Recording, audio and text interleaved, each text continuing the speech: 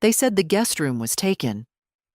You can sleep in the garage, Grandma, Shelley added, without looking up from her phone. I didn't argue. I just nodded.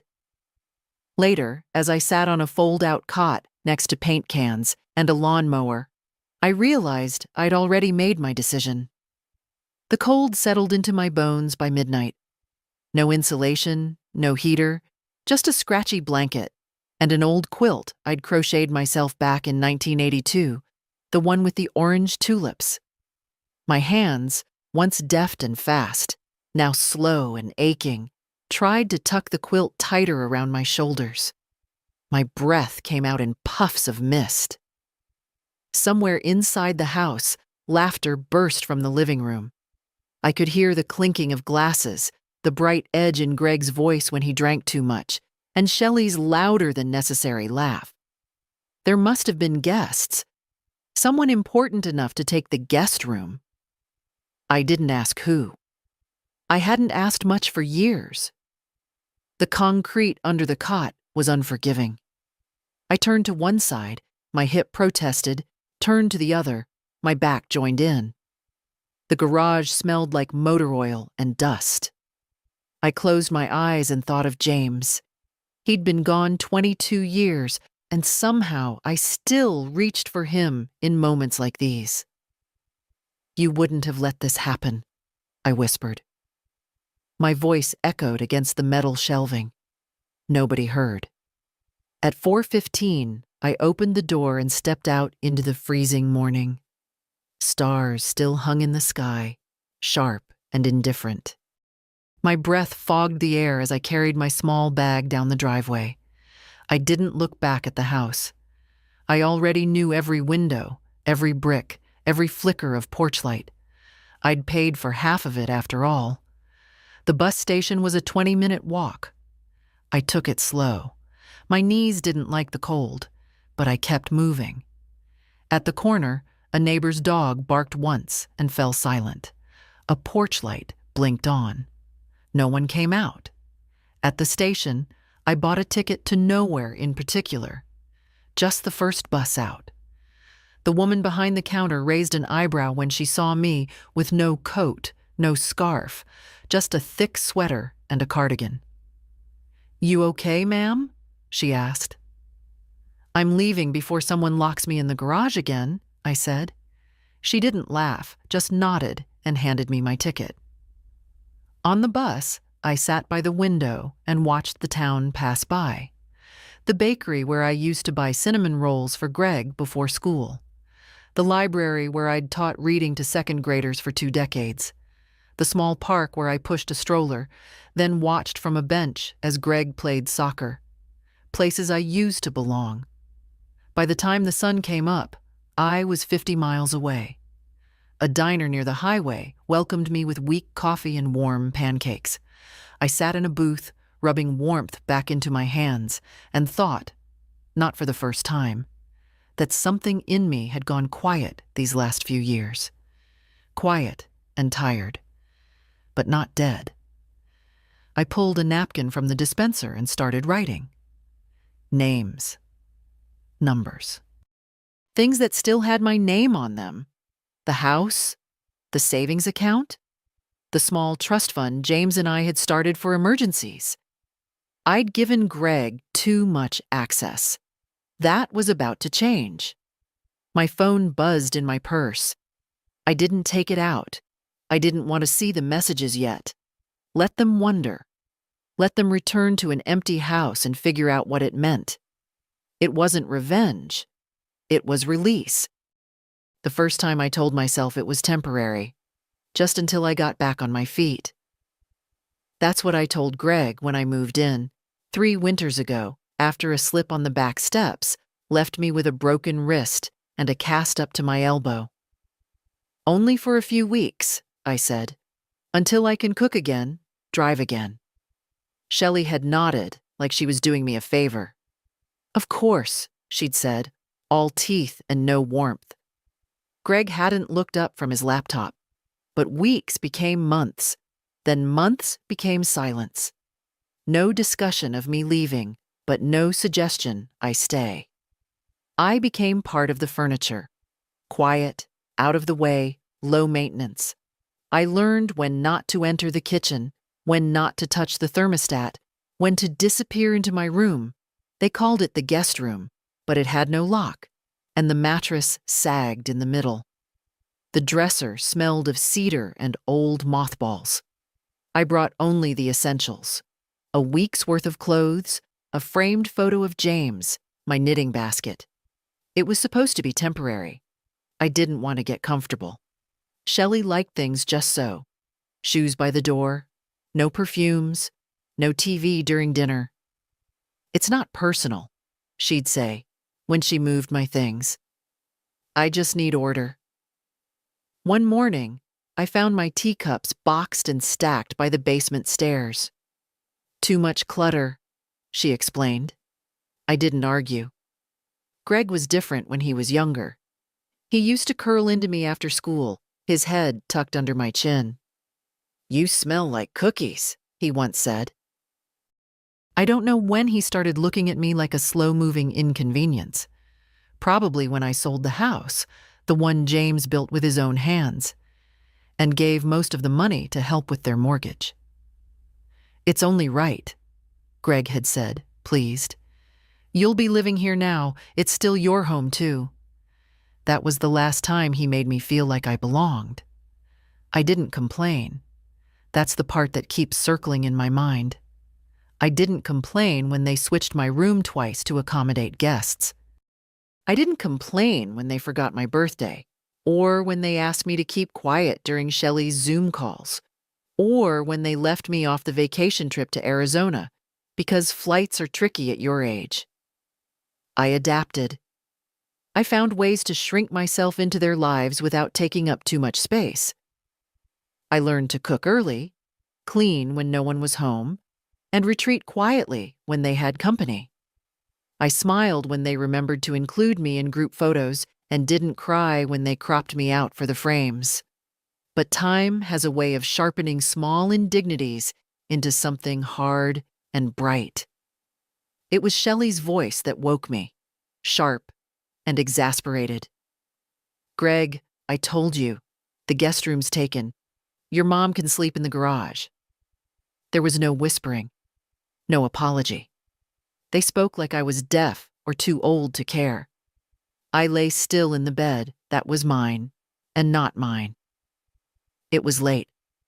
The window glowed faintly from the porch light. Somewhere in the hallway, someone laughed. The garage. I got up, folded the quilt, and packed a small bag. Socks, my toothbrush, my arthritis pills. I didn't rush. I moved like someone wrapping up a job. When I opened the door and walked past their closed bedroom, I didn't hesitate. I left the quilt on the cot in the garage. That was 3 days ago. Now, seated in a quiet public library in a nearby town, I reread the list I'd written on the diner napkin. It had grown. Beneath each item, I had written questions. Joint account. How many auto payments are going to their utilities? Mortgage. Is my name still on the refinancing? Emergency fund. How much has been withdrawn this year? It was all so clear now. Not cruel, not deliberate, not at first, just convenient, just practical, just enough to slowly erase me from everything except the money. I was useful when I helped, invisible when I asked. I folded the paper, placed it in my purse, and walked out of the library with a sense I hadn't felt in years. Purpose. I wasn't going back, not like before. It started with the thermostat. The first winter I got up at 6 to make tea and warm my joints by the stove. I turned the heat up to 72. By 8, it was back down to 65. "Energy costs are insane," Shelley had said, smiling with all her teeth. "We try to keep it low. Hope that's okay." So I wore 2 sweaters and fingerless gloves in the kitchen, drank lukewarm tea and told myself it was fine. I'd lived through worse. Then it was the TV. "Could you keep it low?" Greg asked one afternoon while I watched a documentary in the den. I've got a call in 10. His home office had 3 doors between us. The remote disappeared after that. I started watching programs on my tablet with headphones. They never told me not to bake, but the flour slowly vanished from the pantry. The sugar, too. The oven knob got mysteriously jammed one day and stayed that way for weeks. Shelley shrugged. Must be old, she said. We've been meaning to upgrade. They ordered takeout almost every night. There were rules, though they never called them that. Shoes off at the door, no perfume. Don't touch the smart speaker. And the kitchen was Shelley's domain, except she barely cooked. I made my own meals and cleaned my dishes before they came home. Once I made a casserole for all of us. Tuna and noodles, just like Greg used to love. I set the table. Waited. At 7, they came in with pizza boxes. Oh, Shelley said, seeing the casserole. Sorry. Greg wanted Thai, and I wasn't up for cooking. Greg gave me a little nod. Maybe tomorrow? The casserole sat untouched in the fridge for 3 days before I threw it out. Even the grandkids started coming by less. Layla was 14 now, always busy with school or friends. Josh, 10, barely looked up from his tablet. I'd offer to play checkers, to bake cookies. They always had somewhere to be. Don't take it personally, Greg once said. They're just modern kids, not like we were. I started walking more, around the block, to the store, even when I didn't need anything. I learned the names of neighbors' dogs, waved at the mailman. I stayed out of the house as much as I could without causing concern. My room, the guest room, was small, but it was mine. I made it neat, kept my belongings in one drawer. I stopped hanging clothes in the closet because every few months, Shelley would ask, "Do you still need all this space?" Once, when guests were coming from out of town, she asked if I'd mind moving to the basement for a weekend. Just a few days, Mom, Greg said. We need the guest room to look nice. I slept on an air mattress beside the water heater. Later, I found one of my sweaters in a plastic storage bin, damp and mildewed. I didn't argue. I didn't cry. I reminded myself that I had no mortgage, no bills, no loneliness. Not really. I reminded myself that James would want me to keep the peace. But peace comes with a price, and I'd paid in quiet obedience. I had made myself small enough to fit into their corners. Until the garage. That night was a line. The moment when inconvenience turned to erasure. I wasn't just not welcome in their home. I was expendable in it. Now, seated in the waiting room of a modest legal office, I stared at the wall clock ticking past 11. I'd called that morning, asked if someone could walk me through the steps, freezing joint accounts, revoking financial proxies, changing beneficiaries. A young woman in a gray blazer greeted me with a polite smile. Mrs. Carmichael, right this way. Her office smelled like lemon polish and paper. She offered me tea, which I declined. I just want to understand what's mine, I said. She nodded. Let's go through everything. We did, line by line. I took notes in a small notebook, the kind with a magnetic clasp. Every page filled with facts, not emotions. Facts were safer. Facts didn't cry in the night, didn't feel betrayed or ashamed. When we were done, she looked at me kindly. Are you sure you want to do this? I looked her in the eye. They asked me to sleep in a garage. That was enough. The cashier at the hardware store was the first to speak to me like I was still a full person. Cold week ahead, she said, scanning the small space heater I was buying. You got a good one there. Quiet, but powerful.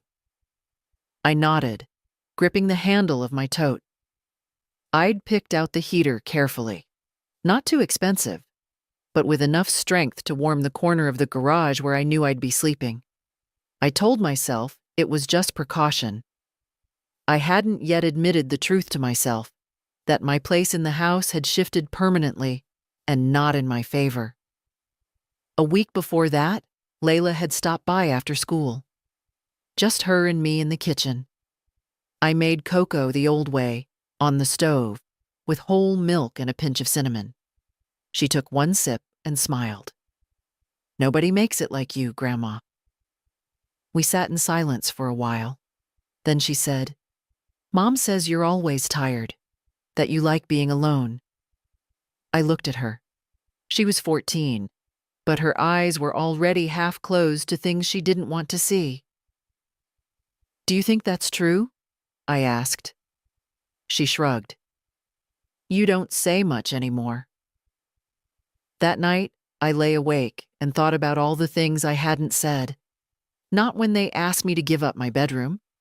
Not when Shelley boxed my photos and labeled them extra. Not when I heard them joke about me on the patio with their friends. Mom still uses paper checks. Isn't that adorable? They had softened me into silence, not through cruelty, but with mild embarrassment and tired tolerance. Like I was a project someone had started and lost interest in, and I'd accepted it. Out of love, maybe, or fear, or just the old habit of making myself smaller. But something was beginning to move inside me, a shifting of weight, a crack in the floorboards. It began to show in little ways. At the grocery store, I paid with cash instead of the joint card. At the bank, I asked questions about statements I'd ignored for years. And in the quiet of the public library, I began to write letters. Not angry or sentimental, but firm. One to the bank, one to the family lawyer, one to the insurance broker. I mailed none of them yet. But just writing them made something in me sit up straighter. I started watching them, too. How Shelley skimmed through emails on her phone during dinner. How Greg checked his stock portfolio over breakfast. How the kids hardly noticed me unless I stood in front of the fridge. They were busy, that's what I used to say. Just busy. But now I saw something else. They were living lives that didn't require me, unless something broke or needed paying for. That week, I had an appointment with Dr. Marin, my general practitioner. A routine visit. Blood pressure. Joints. Nothing new. "You seem more alert," she said, peering over her glasses. "More engaged." I smiled. I started remembering who I used to be. She wrote something in her notes and said nothing, but she smiled too. After the appointment, I walked instead of calling for a ride. It was cold, but I didn't mind. I liked the sound of my own footsteps. At the pharmacy, I bought a small notebook. Red cover, elastic strap. I labeled the first page. Facts. On the second page, decisions. The third, things they don't know I know. I filled it every night before bed. A kind of inventory. Not of loss, but of what was still mine to control. One entry read, mortgage note, co-signed in 2017. Greg's name primary, mine still on the deed. Refinanced in 2021. Documents not reviewed by me. Another, utilities. Electric bill paid from joint account. Shelley once called it just a formality. And then, retirement funds. Accessed twice in 2022 for emergencies. Amounts not discussed with me. Each fact was a quiet match struck in the dark. I wasn't planning revenge. I wasn't even planning escape. But I was planning. And when the garage night came, I was ready. They thought I was still asleep when they left for their weekend getaway. I wasn't. I heard Shelley's voice carry down the hall. "She'll be fine. The heater works. And she likes her alone time." They didn't check in. And I didn't wait for them to come back. The garage smelled of gasoline and mildew. Paint cans were stacked beside the folding cot, and a broken step stool leaned drunkenly in the corner, like someone had tried to fix something once and given up halfway through. There were no windows, just a single bulb overhead and the little heater humming faintly by my feet. I sat on the cot, coat still on, hands wrapped around a cup of lukewarm tea I'd poured into an old travel mug. The mug was mine, one of the few things I still considered mine, a faded green thing with a hairline crack down the side and James's name scrawled in black marker near the bottom. I'd stopped asking where the rest of my things had gone. Towels, baking pans, a framed photo from our wedding that once sat on the shelf, all moved for space or boxed for safekeeping. Outside, the temperature had already dropped below freezing. I could feel it in my bones, those quiet, stabbing aches that come when you've lived long enough to recognize the weather just by the way your fingers resist buttons. The door to the house had shut 2 hours ago. I heard their car pull out of the driveway, Shelley's laughter bouncing off the garage wall one last time. "Don't forget your overnight bag," she'd chirped. "The resort's got heated floors." I wasn't invited, of course. "Just a weekend getaway," Greg had said. "We figured you'd appreciate the quiet." They didn't mention where I was supposed to sleep. Until the moment Shelley, not unkindly, just casually, had looked up from her phone and said it. "The guest room's taken. You can sleep in the garage, Grandma." I don't think she meant it to hurt. That's the worst part. It wasn't meant to be cruel. It was said like it was practical, efficient, reasonable.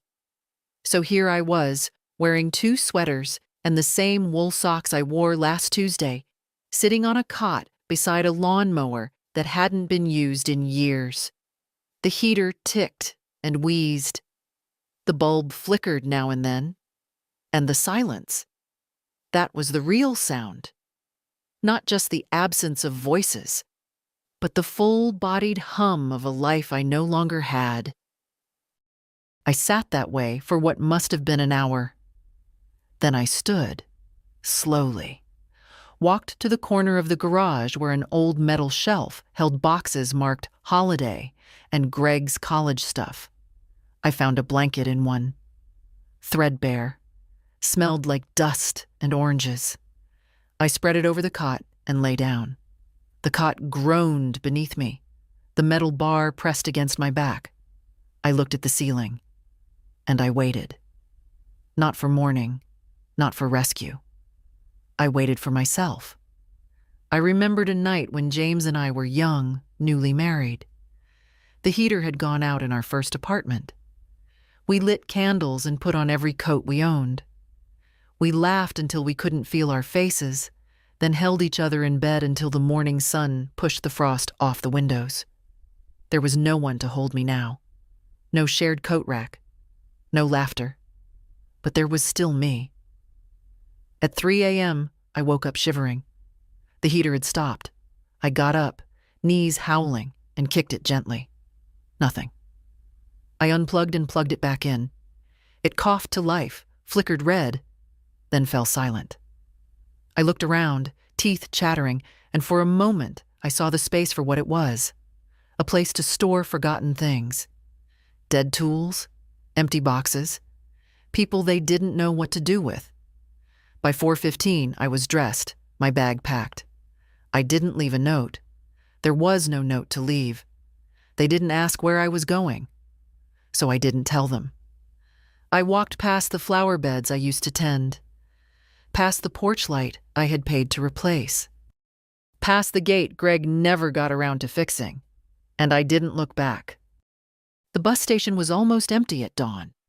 A single man sat slumped near the ticket machines, a suitcase between his knees, snoring softly.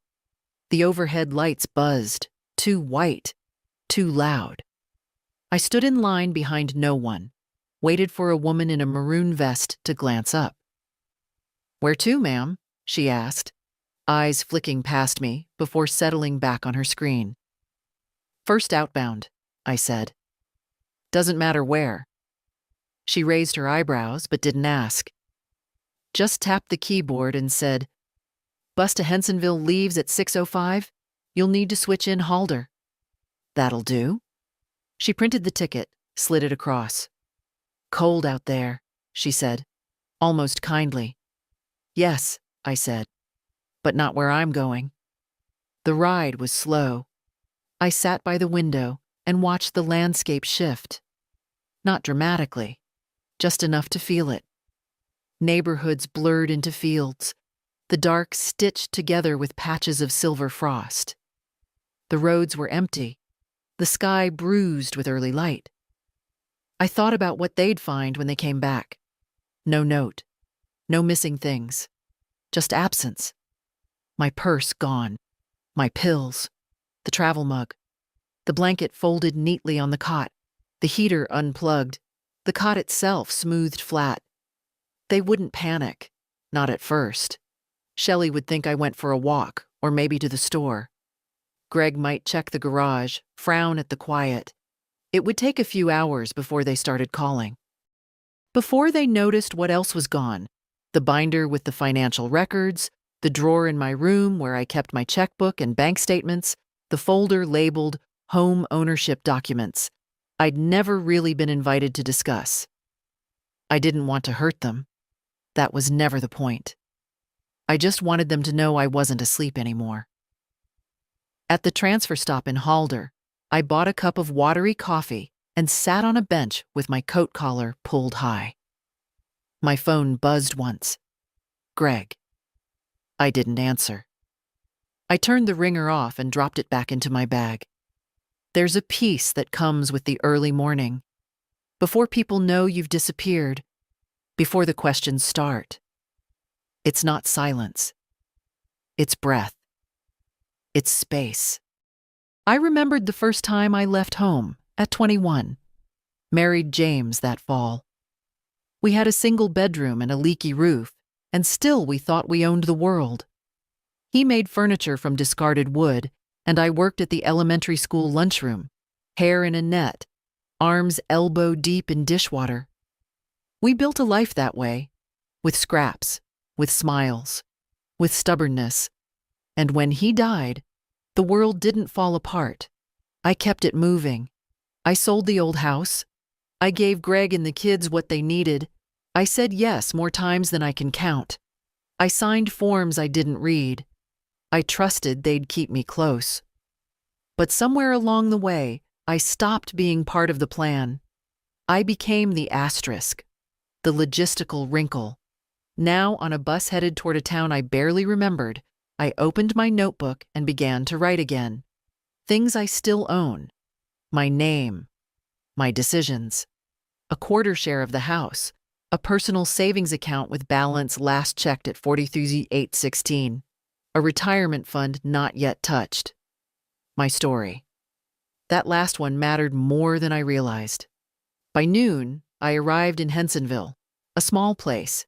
Clean streets, quiet shops, a diner with red booths and real pie. I ordered soup and asked the waitress if she knew a local attorney. She pointed across the street. Second floor, above the pharmacy. I went straight there. The office was small, smelled of carpet and coffee. A man named Richard Grady sat behind a desk, mid-60s, gray beard, kind eyes. "I need to make changes," I said. "To my will. My accounts. My trust in people." He smiled gently. "Let's start with the easy part." And for the first time in years, I did. Richard Grady didn't flinch when I said the word revocation. He just pulled a yellow legal pad from a drawer and clicked his pen. "Start from the beginning," he said. So I did. I told him about the co-signed mortgage, about the joint bank account I no longer checked because Greg managed the online stuff, about the small nest egg I hadn't looked at since James passed, about how I'd been told to sleep in the garage. I said it plainly, like a grocery list. Richard nodded slowly, his pen scratching. He wasn't shocked, which told me more than I expected. "It happens more than people think," he murmured. Quiet sorts of erasure, not overt, just inch by inch. I liked that word. Erasure. It fit. Not abuse, not cruelty, just slow disappearance. By the end of the hour, I'd signed the first batch of forms, revoked financial power of attorney from Greg, requested full control over all joint accounts, instructed Richard to begin proceedings for establishing an individual trust, one with clearly defined beneficiaries. "Anyone in mind?" he asked, tapping the trust form. "One," I said. "My granddaughter, Layla." He looked up. "Not your son?" I met his eyes. "My son has had enough." After I left his office, I stepped back out into the town. The pharmacy downstairs had a display of wool mittens and peppermint lotion. I bought both. I hadn't bought anything for myself in months, not since that sweater last fall, the one Shelley said was a bit too loud. The motel I found was modest, but clean. A small heater chugged in the corner, the bedspread was faded but freshly washed, and the front desk clerk offered me an extra blanket without me asking. "You here for long?" she asked. "Just until I decide what's next." She smiled. "Well, you let us know if you need anything." I took my tea back to the room and settled in with my notebook. Things already done. Attorney retained. Power of attorney revoked. Joint accounts flagged for freeze. Initial trust paperwork begun. Things to do tomorrow. Call the bank directly. Transfer funds into a solo account. Draft letter to Greg. Don't send yet. Decide where to live next. That last line sat heavy on the page. Where does someone go when they've been uninvited from their own life? I didn't want a big house. I didn't want revenge. I wanted quiet mornings. My own schedule. A place where my name wasn't in the margins? I thought about James. About the small lake house we once talked about buying, back before the kids. He dreamed of fishing in the early hours, of watching the sun rise over the dock. I used to laugh at how detailed his plans were. Even the kind of chair he wanted. Something that creaks properly, Edna. There'd been a lake town just 30 minutes from here. I remembered the name now. Winstead. I jotted it down. Just then, my phone, still on silent, lit up. 7 missed calls from Greg, 4 from Shelley, 1 voicemail. I didn't press play. Instead, I opened a clean page in the notebook and wrote in all caps. They will call when they need. They always did. When the heater broke. When Layla needed braces. When the car insurance lapsed. When they wanted to go on vacation and couldn't cover the full airfare. I'd always answered, always helped. Until now. Now, they'd come home to a house that felt emptier than they expected. To bank notices they didn't understand. To questions they couldn't answer. Let them sit in that silence. Let them feel it. It wasn't punishment. It was balance. The next morning, I put on my cleanest sweater, brushed my hair until it lay flat, and walked the 6 blocks to the branch bank. It was a small place. 2 tellers, a single office with frosted glass, and the faint smell of printer ink and floor polish. The manager's name tag read S. Neary. She looked about 40, with that tight, professional politeness you only earn from years in customer service. I introduced myself. I'd like to review all accounts where my name is listed, jointly or otherwise, and I want to place a freeze on all shared access until further notice. She blinked once. Of course. Do you have identification? I handed her everything. License, bank card, a folder of printouts Richard had prepared for me. I was tired of playing dumb, tired of being handled. She invited me into her office, offered me coffee. I declined. 10 minutes later, she frowned at her screen. Your joint checking account. There's been a lot of outgoing transfers. I know, I said. I'd like that account closed. We'll need your son's signature. No, I interrupted. You won't. I have revocation of joint authorization on file, processed by legal counsel. I tapped the folder. She opened it. Her eyebrows lifted slightly. Well, I see. Then yes, we can proceed. Her tone changed. A little more careful, a little more respectful. I'd like to open a new account in my name only, I continued, and transfer all available personal funds there. No linked access. No family names. No auto payments. Of course, Mrs. Carmichael. When I left the bank an hour later, I had a new checkbook, a new debit card, and a printout of every transaction Greg had made in the last 8 months. Rent payments. Streaming services I didn't use. A high-end gym membership. A payment to something called Coastal Property Management. I underlined that one 3 times. Back at the motel, I sat on the bed, wrapped in the motel's extra blanket, and went line by line. They hadn't drained me, but they'd chipped away. Little withdrawals. Just until payday, Mom. We'll reimburse you, Mom. It's easier if you handle it, Mom. Greg once said it was about streamlining. 1 card, 1 account. A family system. But it wasn't a system, it was a siphon. And I was the reservoir. Until I wasn't. I called Richard that afternoon. They'll come looking, I said. He chuckled. Let them. Everything's legal and documented. You're protected. I don't want to fight. You're not fighting. You're exiting. That night, as I lay in bed with the hum of the heater in the background, I let myself imagine what came next. Not the confrontation, not the phone calls I still refused to answer, but the after, the cottage by the lake, a porch swing, a bookshelf with nothing but mystery novels and old photographs, my own chair, my own dishes, my own key. I wanted less control over me, less airless politeness, less walking on eggshells in a house I partly owned but never belonged to. I wanted mornings with coffee that stayed hot and wasn't poured into travel mugs I wasn't allowed to touch. I wanted the freedom to choose silence, not have it imposed. The next day, I would call a real estate agent in Winstead, and I wouldn't tell anyone. Let them wonder. Let them come back to a house that looked the same, but was missing something vital. Let them feel the hole I'd quietly left behind. I heard the first voicemail at 6:42 p.m.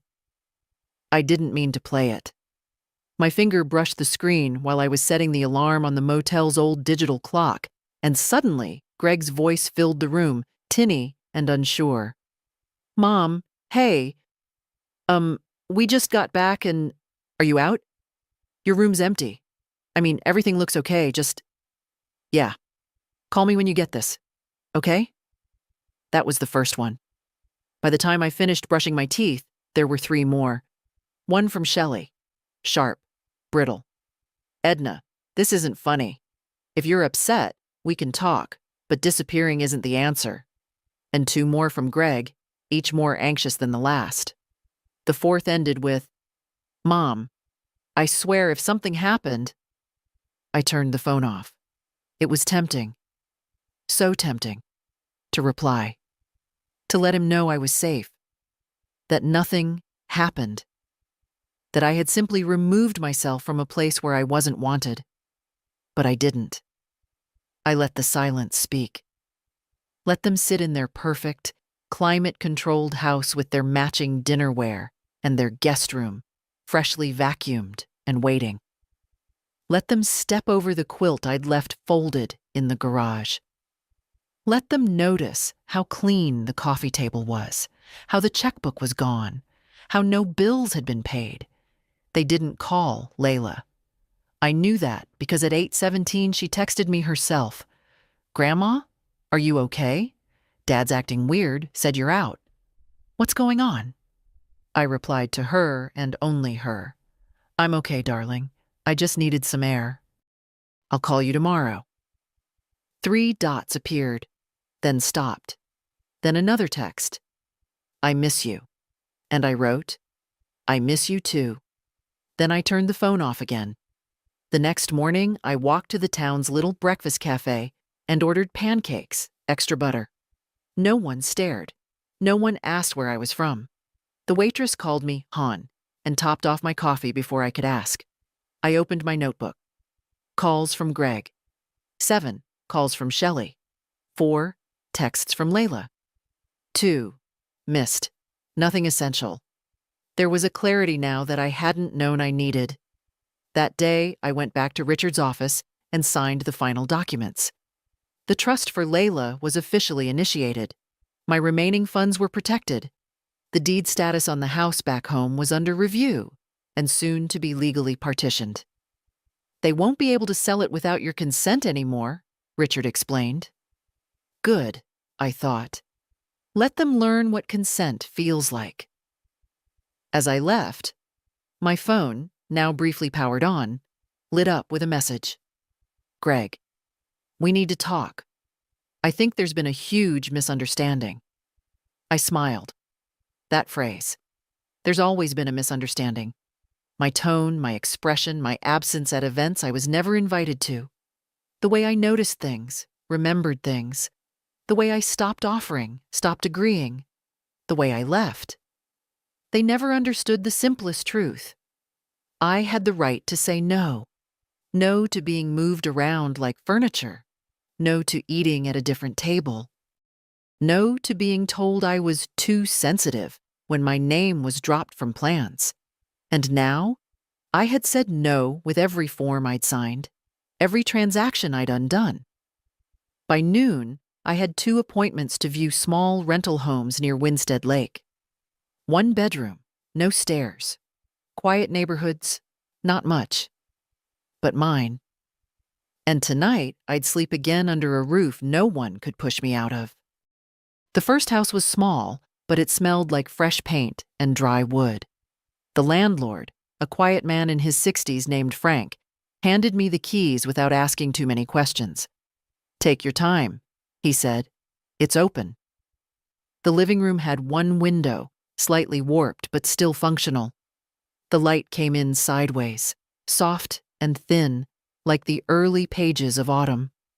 The walls were plain white, the carpet a light beige, the kind that showed dirt easily, but also made the room feel open. There was only 1 bedroom, and the kitchen was little more than a countertop and a stove. But the bathroom had a deep tub, and the porch had enough room for a chair. I stood in the center of the room and listened. Nothing. No television in another room. No voices through the wall. No footsteps overhead. Just the hum of quiet. It was beautiful. I signed the lease that afternoon. Frank didn't ask about family. Didn't ask why an old woman was moving into a rental alone with cash up front. Just nodded when I said, 1 year, no automatic renewals. Good fences, he said. Make good neighbors. I moved in the next day. 2 bags, a suitcase, and the small red notebook. No furniture yet. I sat on the floor and drank instant coffee from a plastic cup. The heat worked. The door locked. My name was the only one on the lease. It wasn't freedom in the dramatic sense. There were still bills to pay, pills to take, steps to climb slowly. But it was peace. Real peace. The kind you feel when you no longer have to tiptoe through your own life. That night, I turned the phone on again. More messages from Greg. More from Shelley. This time in a tone that tried to sound less sharp. Then, at 9:04 p.m., a call from Layla. I answered. Grandma? Her voice was a whisper, like she didn't want to be overheard. Hi, baby, I said. Where are you? Somewhere warm, somewhere quiet. She paused. Dad's freaking out. He said something about lawyers. And you taking back the house? I let the silence stretch a little. I didn't take anything back, I said. I just stopped giving it away. I don't understand. I know. Another pause. Can I come see you? That right there, was the only thing I hadn't planned for. Yes, I said. But not yet. Soon. I just need a little time to remember how to be alone without feeling lonely. Are you mad at Dad? I thought about that for a long second. I don't think so, I said finally. I think I'm just done pretending I'm not. Layla didn't speak for a while. Then she whispered, I miss your stories. I'll tell you more. But you have to come to me for them now. Okay. We said goodnight, and I watched the phone screen fade to black. The following morning, I set up a checking account at the local credit union and transferred the trust funds for Layla into a separate folder in the safe deposit box. Everything had a place now. Everything was protected. On my way out, I passed a secondhand store and bought a kettle, a small table, and a chair with a worn cushion. I carried them home in 2 trips. No one offered to help, and that suited me fine. By noon, I had my first cup of tea in my new house. No one asked what I was doing. No one told me where to sit. No one turned down the heat. It was my name on the door now, and I had no intention of erasing it again. I was slicing apples for pie when the knock came, not a timid one. Firm. 3 slow thuds, spaced like punctuation. I set the knife down, wiped my hands on a dish towel, and glanced at the clock. Too early for the landlord. Too late for delivery. I opened the door halfway. Shelley stood there, arms crossed, coat unbuttoned despite the cold, hair perfect. Behind her, Greg sat in the car, engine still running. Can we talk? She asked, voice carefully neutral. I didn't step aside. About what? She hesitated. Greg didn't want to come up. Said he wouldn't say the right things. That's a good start, I said. But I stepped back anyway. Not out of kindness, just curiosity. She walked in, looking around like she expected dust, like she was preparing herself to be generous about how small the space was. It's very minimal, she offered. It's clean, I replied, and quiet. She nodded once. Greg is upset, confused. Upset he's not getting mortgage support, or upset I stopped funding his gym membership. She blinked. That's not fair. No, I said. It's accurate. Silence. I moved past her, poured myself a cup of tea, and waited for the real reason she was here. She didn't sit. I don't think any of this is necessary, she began. You've always had a place with us. Greg thought, no, I interrupted. Greg didn't think. That was the problem? He assumed. Assumed I'd stay, assumed I'd give, assumed I'd shrink. I know the garage thing seemed harsh, she said quickly. But we had guests, important guests. There wasn't space. There was a room, I said. It just wasn't for me. She frowned. It wasn't personal. That, I said quietly, is the line that made me leave. Shelley looked like she'd rehearsed for something else, for resistance maybe, or tears. But not this. Not quiet certainty. We didn't mean to hurt you, she said, softer now. But you did. I just don't want this to be forever. I sipped my tea. It already was. She stared at me.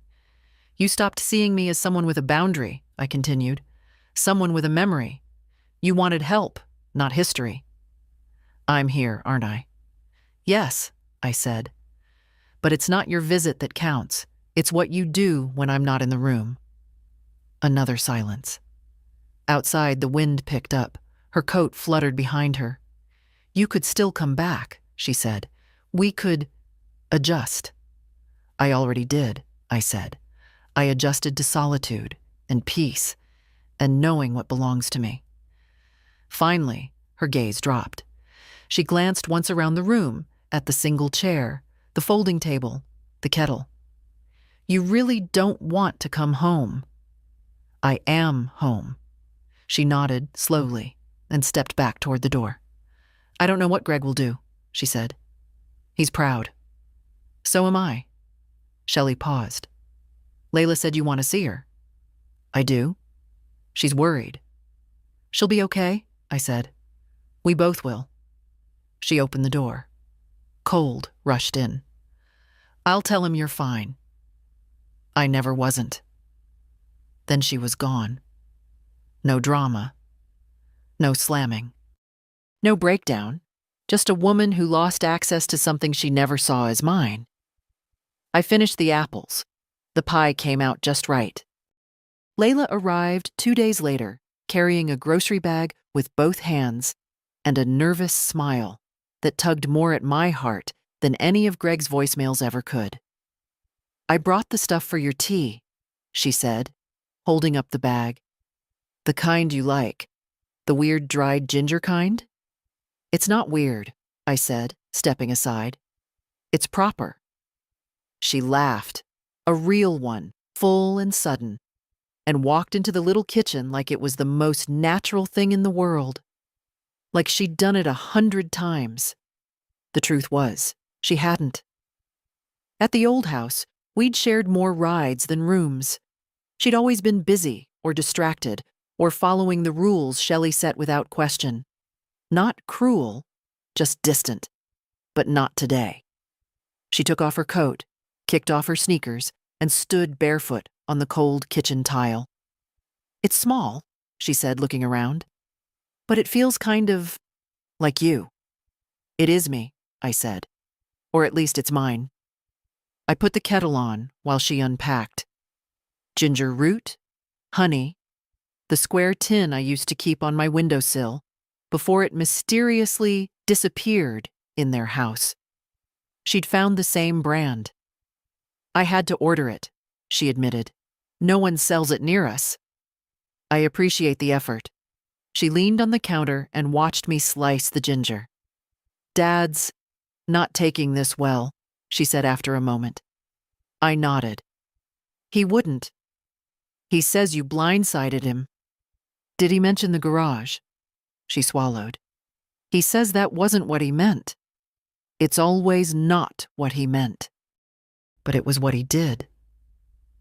Layla didn't argue. She looked down at the counter, tracing invisible patterns with her fingertip. Her hands were shaking. "He doesn't know what to say," she whispered. "And neither do I." "You don't need to say anything, Layla. You showed up. That's more than enough." We drank tea at the folding table. She told me about school, a boy named Eli, how she might apply to a college in Oregon.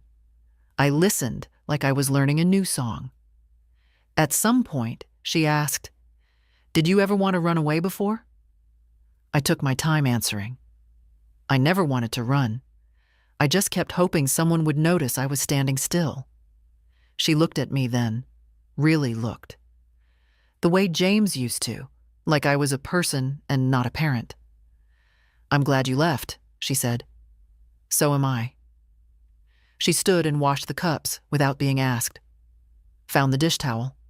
Put everything back the way it had been. Not like a guest. Like family. Like respect. Before she left, she turned to me on the porch. "You know they're going to keep trying, right?" "I know." "What will you do?" "I'll keep doing what I'm doing. Living without asking permission." She hugged me. Arms tight around my shoulders, head pressed to mine like she hadn't done since she was 8, and scraped her knee on the driveway. "You're brave," she whispered. "No," I said. "I'm just tired of not being." When she left, I stood on the porch for a long time, watching the curve of the road until her car disappeared. Then I went back inside and added a line to my notebook. Today, someone came to me. Not for help, not for money, just for me. The cottage settled into me as easily as I settled into it. Mornings came with slow light through the kitchen window and the soft pop of the heater kicking in. I started eating breakfast at the table again, not standing at a counter, not waiting until someone else finished. Toast, eggs, half a grapefruit. Real meals. Quiet rituals. I bought a small radio at the thrift shop and let it play while I folded laundry or wiped down the counter.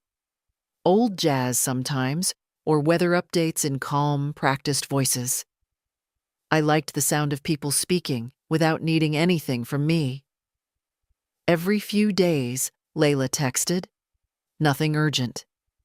Just pictures of her drawings, screenshots of songs she thought I'd like, the occasional meme I didn't understand but laughed at anyway.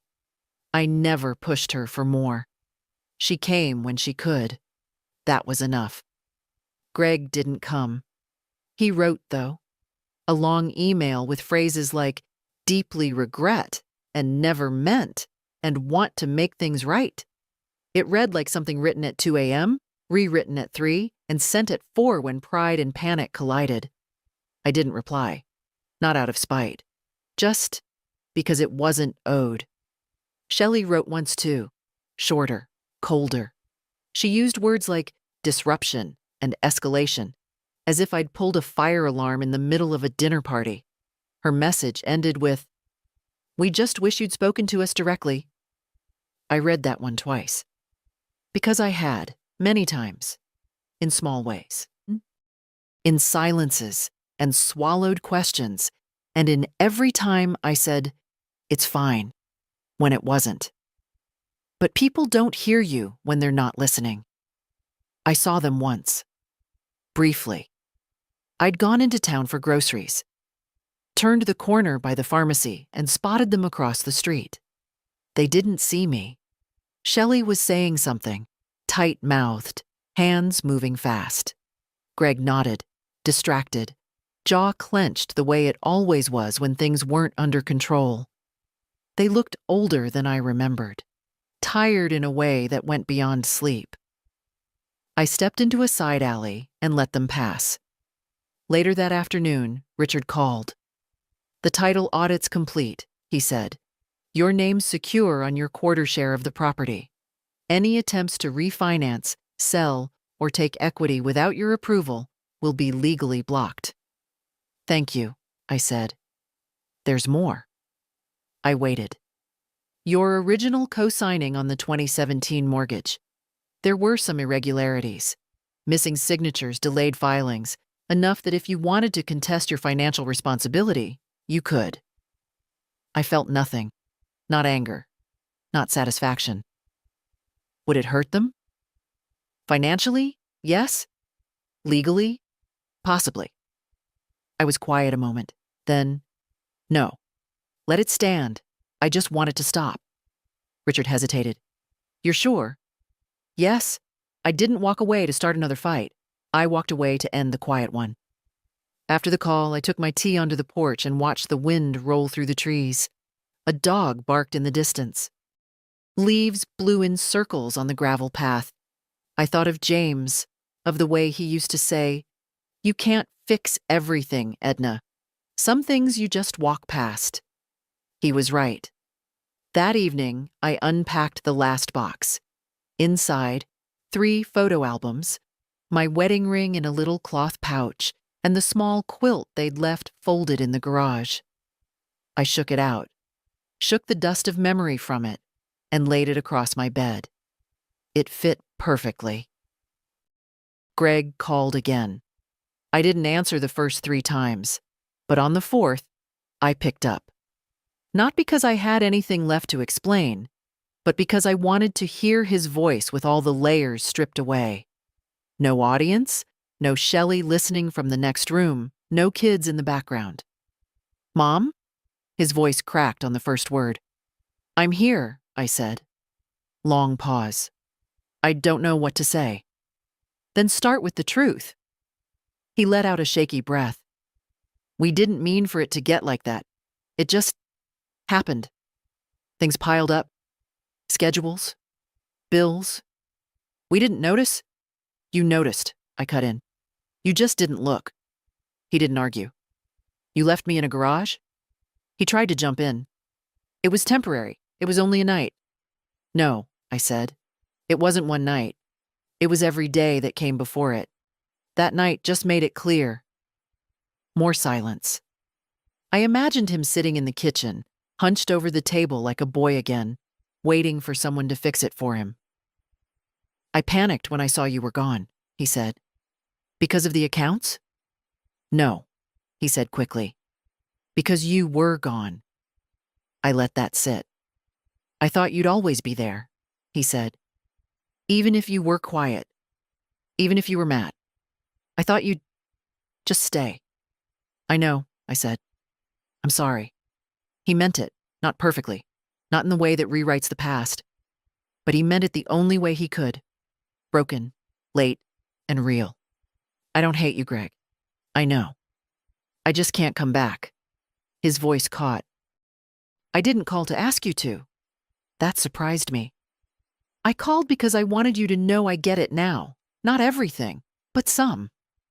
Some is a good start. I've been talking to Layla, he added. She told me. She said you're happier. I'm freer. She wants to come stay with you for a few days this summer. She's welcome any time. I heard him breathe in slowly, like he wanted to say more. Then he stopped. Mom, he said finally, what do you want me to do? I thought about that. Leave me in peace, I said.